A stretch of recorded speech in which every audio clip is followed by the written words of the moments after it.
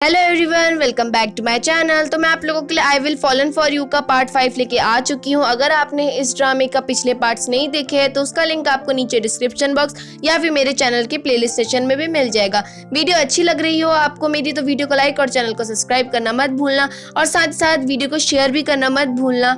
तो बिना समय गवाए वीडियो स्टार्ट करते हैं।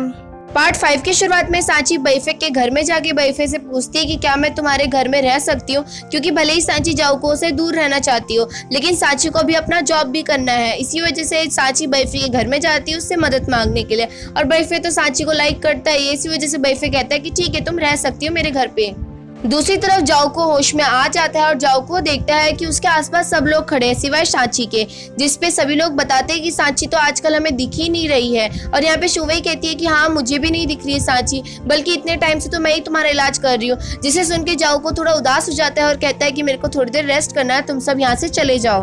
और भले ही सांची जाओको से दूर चली गई हो लेकिन फिर भी सांची जाओको के लिए मेडिसिन बना रही होती है और साथ ही साथ एक मेड से कह के जाओको के पास भेज रही होती है। सुबह के टाइम पे शुवई जाओको के पास जाती है सूप पिलाने के लिए और कहती है कि तुम्हें कहीं बाहर जाना है तो मैं तुम्हारी मदद कर देती हूँ। जिसपे जाओको कहता है कि नहीं मैं सब कुछ खुद कर लूंगा और दोबारा से पूछता है कि सांची कहाँ है। जिसपे शुवई कहती है कि सांची तो तुम्हारे पास आई ही नहीं तुमको देखने के लिए, वो सोचती थी कि कहीं वो ना बीमार पड़ जाए इसी वजह से वो दूर रहती थी तुमसे।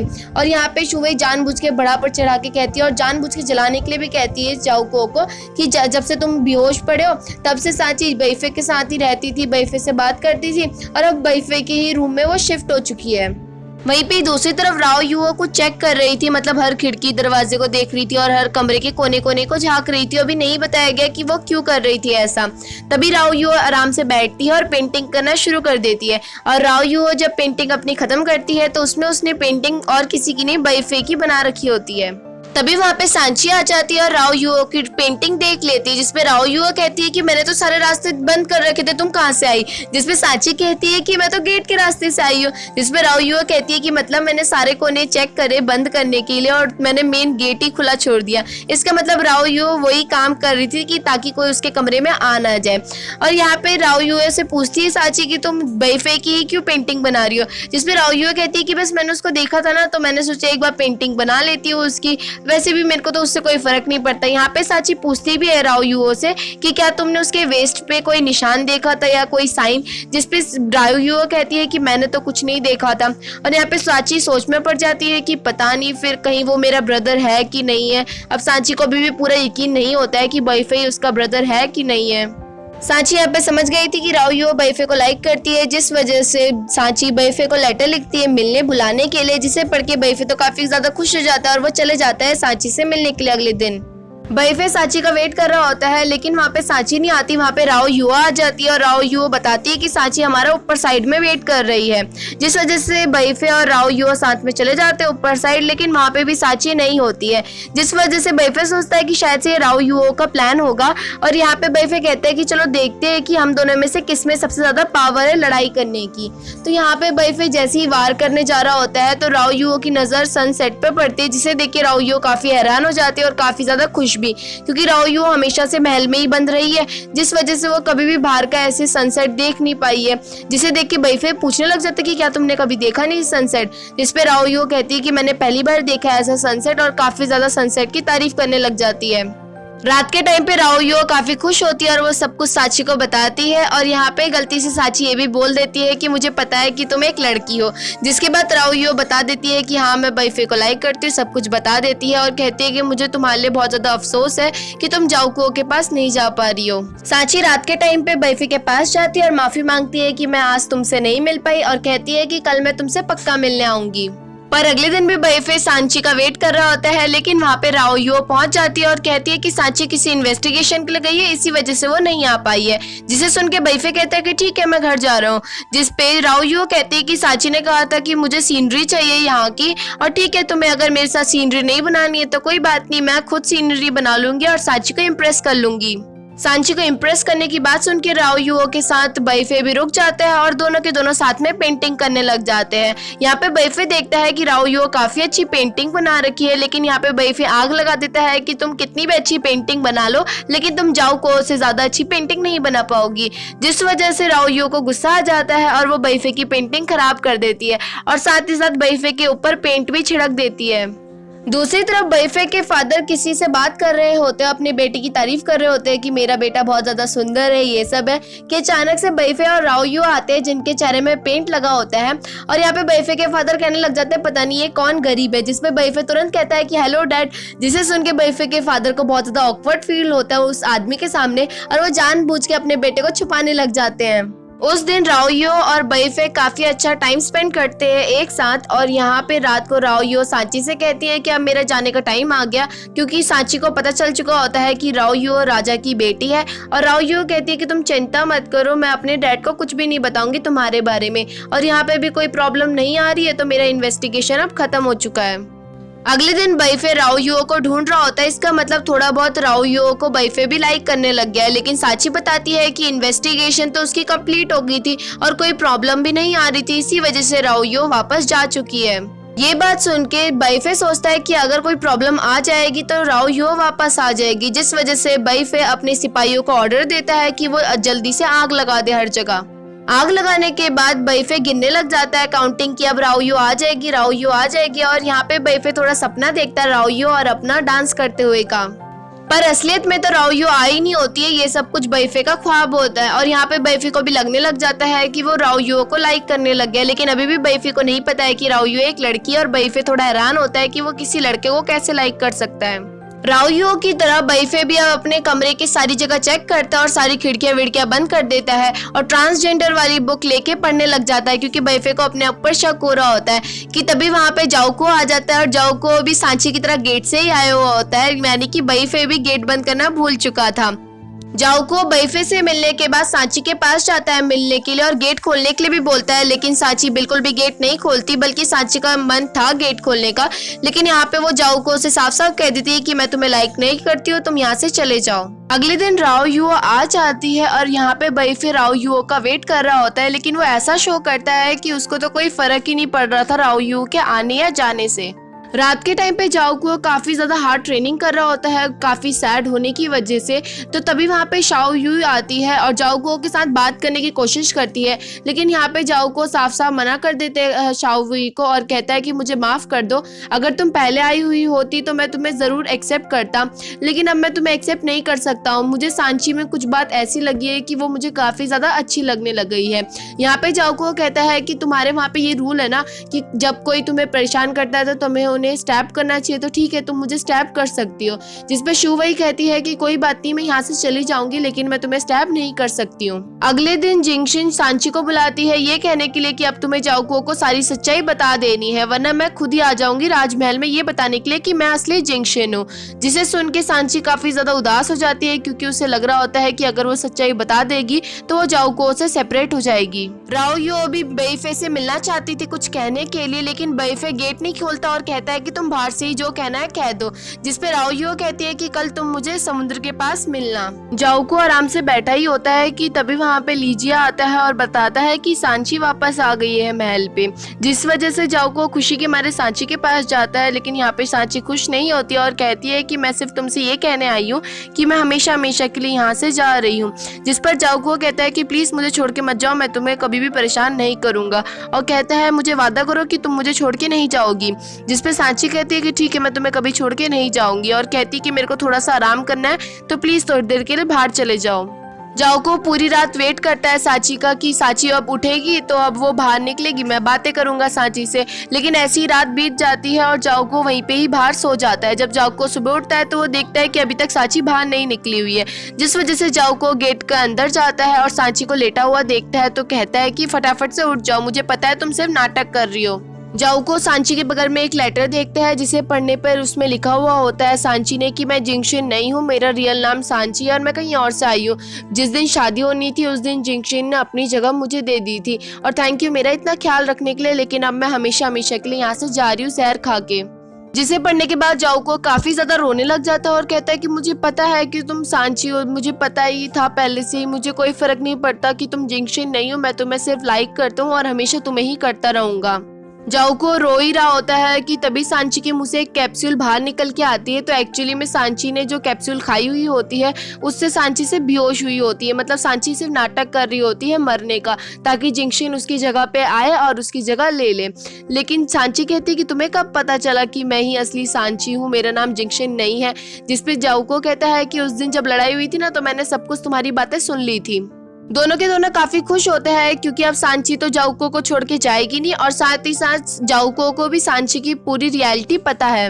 ये लोग बात कर ही रहे होते हैं कि तभी वहाँ पे जिंगशिन आती है और कहने लग जाती है कि असली जिंगशिन मैं हूँ, ये गलत जिंगशिन है, इसको जल्द से जल्द यहाँ से भगा दो। जिसपे जाओको कहता है कि मुझे ऑलरेडी पता है कि ये जिंगशिन नहीं है और मैं इसी से ही शादी करता हूँ और इसी से ही प्यार करूंगा, ना कि तुमसे। दूसरी तरफ पानी के पास बैफे रुओ याओ का वेट कर रहा होता है। रुओ याओ इस बार लड़की के गेटअप में आती है बैफे के सामने, जिसे देख के शुरुआत में तो बैफे पहचान नहीं पाता है, लेकिन जब पहचान पाता है रुओ याओ को तो काफी ज्यादा खुश होता है, क्योंकि इतने दिनों से बैफे सोच रहा था मैं किसी लड़के को लाइक करता हूँ, और अब उसको पता चल गया है कि वो शायद से किसी लड़की को लाइक करता है। रुओ याओ और बैफे पहुंच जाते हैं जाओको और सांची के पास और बता भी देते हैं कि हम दोनों रिलेशनशिप में हैं। जिंगशिन अब मदद मांगने के लिए राज दरबार पहुंच जाती है हीजिन के पास और कहने लग जाती है कि आपकी जो पत्नी आप जिससे शादी करने वाले थे, जो शिफांग विलेज में रहती थी सांची, अब वो किसी और से शादी कर चुकी है। जिसे सुन के वो राजा हीजिन कहता है कि क्या शिफांग विलेज? जिसपे जिंगशिन कहती है कि हाँ, उसने आपको लेटर भी तो भेजा था ना। जिसपे हीजिन कहता है कि तुरंत वो लेटर मेरे पास लेके आओ। दूसरी तरफ जाओको भी अपनी रिंग दे देता है सांची को, लेकिन सांची देखती है कि जो बचपन वाला फ्रेंड था उसकी तरह तो वो रिंग है ही नहीं, उसमें नाम के अक्षर तो बिल्कुल अलग है। हीजिन भी वो लेटर पढ़ता है जिसमें लिखा हुआ होता है सांची ने कि मैं किसी और को लाइक करती हूँ, मेरे बचपन वाले फ्रेंड को मैंने उससे प्रॉमिस किया था और मैं उसी से ही शादी करूंगी। जिसे पढ़ के हीजिन कहता है कि ये लेटर तुम लोगों ने मुझे पहले क्यों नहीं दिया, तुरंत चलो अब तैयारी करो वहाँ पे पहुँचने की। पूरे गांव में ये बात फैल जाती है कि हीजिन बहुत ही जल्दी आने वाला है, जिसे सुन के सांची काफी ज्यादा घबरा जाती है, क्योंकि पहली बात तो वो राजा है, अगर वो चाहेगा सांची से शादी करना तो जाओको को भी साइड कर लेगा अपनी लाइफ से। बैफे और रुओ याओ प्रैक्टिस कर रहे होते हैं कि तभी रुओ याओ को भी इन्फॉर्मेशन पहुंच जाती है कि हीजिन बहुत ही जल्द यहाँ पे आने वाला है, और रुओ याओ चिल्लाते हुए कहती है कि फाइनली मेरा भाई आने वाला है, मैं उसको तुमसे मिलाऊंगी। जिसपे बैफे कहते हैं कि तुम्हारा भाई करता क्या है वैसे। जिसपे रुओ याओ कहती है कि एक्चुअली मैं तुम्हें बताना भूल गई, मैं राजा की बेटी हूँ। जिससे सुन के बैफे काफी ज्यादा घबरा जाता है, क्योंकि बैफे तो बहुत छोटा ही हुआ राजा के सामने और वो इतनी बड़ी रानी से शादी करने वाला है। सांची रुओ याओ से मिलती है, जिसपे रुओ याओ कहती है कि तुम चिंता मत करो, मेरा भाई ना तुमसे वैसे भी शादी नहीं करेगा, पता नहीं वो क्यों आ रहा है यहाँ पे, लेकिन उसने शुरुआत से ही कहा था कि वो तुमसे शादी नहीं करेगा, अगर वो कुछ जबरदस्ती करेगा तो मैं उसे रोक लूंगी, तुम चिंता मत करो। अगले दिन जाओको के फादर सांची को सरप्राइज देते हैं। जाओको के फादर अपनी पोजीशन अब सांची को सौंप देते हैं, जिसे देख के जाओको काफी ज्यादा जल रहा होता है और बोलता है कि मैं क्या करूंगा फिर। जिसपे जाओको के फादर कहते हैं कि तुम सांची की मदद करना। जिसके बाद जाओको भी अब सांची की मदद करने लग गया था इस काम में, क्योंकि जाओको के फादर ने अपना काम उसको सौंप दिया था। लेकिन उस दिन जाओको के फादर आए और कहा कि ये कार्ड तुम्हारे लिए भी, मतलब तुम भी जो हो जाओको और सांची, तुम दोनों साथ में काम करोगे, यानी कि कोई भी एक दूसरे से बड़ा या छोटा नहीं, दोनों ही लेवल में काम कर रहे हैं। अब शहर में एक और नया केस आ गया था और इस केस में जो है सभी जवान लोग मारे जा रहे थे। अब सांची चली जाती है सभी लोगों की बॉडीज देखने, मतलब सांची बिल्कुल ही ब्रेव होती है और बाकी सब तो बस अपने नाक में हाथ लगा के खड़े हुए होते हैं, उनको तो इतना डर लग रहा होता है। सांची सब लोगों की बॉडी चेक करती है और ये चीज नोटिस करती है कि सभी लोगों के सीने को जो है चीरा गया है और उसका दिल जो है निकाला गया है। और यहाँ पे सांची ये भी कहती है कि जिसने भी इनका दिल निकाला है वो बहुत ही ज्यादा शातिर होगा, क्योंकि इसकी जो तीर की कटाई है वो बहुत ही ज्यादा अच्छे से इसको बारीकी से करा गया है। और सांची ये भी नोटिस करती है कि इन लोगों को सबसे पहले एक पाउडर से जो है बेहोश किया गया है, फिर उसके बाद ये सारा काम करा गया है। गांव वाले अपील करने लग जाते हैं कि हमारी रक्षा करो, आप लोगों के होते हुए हम लोग सेफ नहीं हैं। जिसपे जाओको कहता है कि ये सारे केसेस जो है रात को हो रहे हैं, इसीलिए आप लोगों को बस इतना काम करना है कि कोई भी इंसान रात को नहीं निकलेगा, चाहे कितना भी जरूरी काम हो, वो रात को बिल्कुल भी नहीं निकलेगा। और साथ ही साथ हम लोग रात भर पहरा दिया करेंगे और उस इंसान का पता लगाएंगे ये जो काम कर रहा है। जाओको और उसके दोस्त पहरा देना शुरू कर देते हैं, लेकिन पहले दिन ही जो है एक बारात जा रही होती है, तो जाओको दूल्हे के सामने कहने लग जाता है कि हमने मना करा है, बाहर बाहर निकलने के लिए, फिर भी तुम लोग ऐसा कर रहे हो। जिसपे तभी पीछे से एक घोड़े में काले कपड़े पहना हुआ आदमी आता है, जिसे देख के जाओको के फादर उससे माफी मांगते हैं। जो एक्चुअली में वो काले कपड़े पहना हुआ आदमी जो है एक डॉक्टर था, जो मरे हुए इंसान को तक जिंदा कर सकता था। और अगर जाओको के फादर उसे गुस्सा दिला देते तो वो शायद से आगे चल के उनकी जगहों का जो है इलाज नहीं कर सकता था, उनके गांव में किसी भी आदमियों का इलाज नहीं करता, या फिर आगे चल के जाओको के फादर या जाओको को जरूरत पड़ती डॉक्टर की तो वो इलाज नहीं करता। जिस वजह से जाओको के फादर अपने बेटे को समझाते हैं और उसके दूल्हे यानी कि दामाद को और वो डॉक्टर को जाने देते हैं शादी के लिए। अगले दिन सभी लोग जब उठते हैं, क्योंकि वो पहरा देते देते वहीं पे सो गए थे, तो लोगों को न्यूज मिलती है कि दूल्हा दुल्हन जो है वो दोनों के दोनों गायब हो चुके हैं।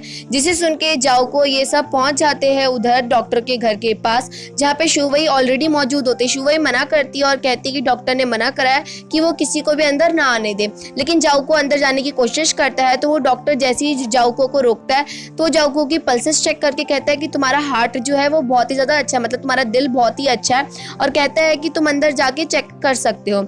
जिसके बाद जाओको और उसकी टीम जो है पूरा छानबीन करती है, सबूत वबूत चेक करने लग जाती है।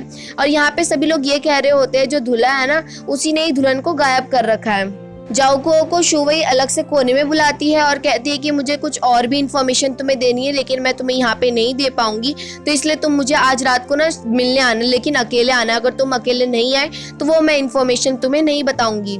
सांची डॉक्टर के घर में एक अजीब सी पत्तियां देखती है, जिसपे एक सर्वेंट बताती है कि ये पत्तियां ना यहीं पे रहती है, सूखती रहती है। सांची उन पत्तियों को टच करने ही वाली होती है कि तभी वहाँ पे शुवई आ जाती है और कहती है कि इनको टच मत करो। सांची को ये बात पता करनी थी कि शुवई जाओको को क्या बात बताना चाहती है, जिस वजह से सांची बैफे को झूठ कह देती है कि मेरे को आज रात को कुछ काम है, इसलिए मैं तुमसे मिलने नहीं आऊंगी, तो तुम लोगों को अकेले ही पहरा देना पड़ेगा। रात को जब जाओको शुवई से मिलता है तो शुवई जाओको को यही बताती है कि शायद से दुल्हन को किडनैप करने के पीछे दूल्हे का हाथ है, क्योंकि दूल्हा जो है वो नहीं लाइक करता था, लेकिन फिर भी दुल्हन लाइक करती थी, जिस वजह से डॉक्टर अपनी बेटी को खुश देखना चाहते थे, इसी वजह से उन्होंने उनकी शादी करवाई। लेकिन शायद से इसका प्लान होगा और वो चाहता था उसको मारना, और ना जो दुल्हन थी उसके भी दिल में प्रॉब्लम थी, इसी वजह से उसने उसको किडनैप किया होगा। यहाँ पे शुवई दोबारा से जाओको को रिलेशनशिप में आने की बात करती है, लेकिन जाओको साफ साफ मना कर देता है और कहता है कि मैं सिर्फ सांची को ही लाइक करता हूँ। ये सब कुछ सांची सुन लेती है, और जब जाओको जा रहा होता है रोड में ऐसी, तो वो कहता है कि सांची आ जाओ, मैंने तुम्हें देख लिया है कब का, और पूछता है कि क्या तुमने सारी बातें सुन ली थी, जिसपे सांची हाँ कहती है, और जाओको कहता है फिर तो सही है, तुमने सुन लिया था। तो अगले दिन चारों के चारों इन्वेस्टिगेशन करना शुरू कर देते हैं, और इन लोगों को कुछ भी प्रूफ मिल रहा था ना, ये सारे के सारे सबूत जो है दूल्हे के खिलाफ ही जा रहे थे। जाओको के पास जंक्शन आती है ये कहने के लिए कि मुझे बचा लो, क्योंकि मेरे को लेटर मिला है कि मैं बहुत ही जल्द मरने वाली हूँ। जिसके बाद जाओको और सांची जंक्शन का पहरा देने लग जाते हैं। तभी वहाँ पे शुवई आती है उन लोगों से बात करने के लिए, और थोड़ी देर बाद जाओको नोटिस करता है कि कोई काले कपड़ा पहना हुआ आदमी वहाँ से भाग रहा है। तो जाओको उस आदमी का पीछा करता है, और थोड़ी देर बाद सांची भी आवाज सुनती है जंक्शन के कमरे से कुछ सामान गिरने की, तो सांची भी कमरे के अंदर चली जाती है। और यहीं पे ये सीन कट हो जाता है, और अब यहाँ पे सीन दिखाया जाता है कि जब सांची उठती है तो यहाँ पे शुवई सांची पे चिल्ला रही होती है कि तुमने जंक्शन को मार दिया, और जंक्शन जो है मर चुकी होती है। और यहीं पे हमारे पार्ट खत्म होता है। अगला पार्ट बहुत जल्दी आ जाएगा। अगर आपको वीडियो अच्छी लग रही हो तो वीडियो को लाइक और चैनल को सब्सक्राइब करना मत भूलना। और thank you for watching my video.